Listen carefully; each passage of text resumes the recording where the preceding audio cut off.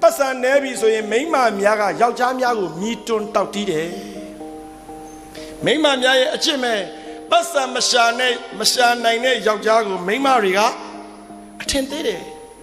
အဲ့တော့ဆိုင်မွန်ကိုပြောတယ်နင်ပတ်စံထွက်ရှာပါဟဲ့နင်ပတ်စံထွက်ရှာ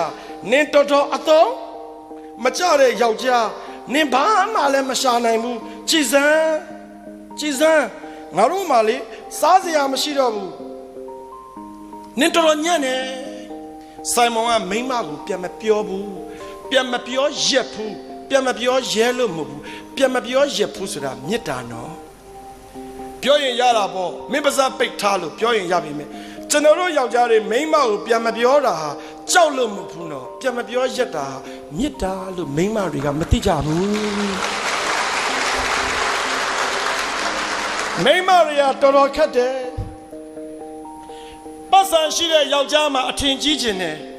အိုးအိမ်တော်ရှင်မိန်းမအပေါင်းတို့ပတ်စံကိုအရေးမကြီးဘူးလို့အကျွန်ုပ်မပြောလို့ပါ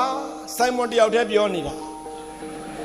ပတ်စံကိုအရေးမကြီးဘူးလို့အကျွန်ုပ်မပြောလို့ပါအရှင်မရေပတ်စံတဲ့အရေးကြီးတာယောက်ျားတစ်ယောက်ကပေးတဲ့နှွေးထွေးမှုဟာပတ်စံတဲ့ပို့ပြီးအရေးကြီးတယ်ဆိုတာအရှင်မနင်သိသိစေချင်တာပဲဒီလက်ခုပ်တန်ယောက်ျားတွေပဲဖြစ်မယ်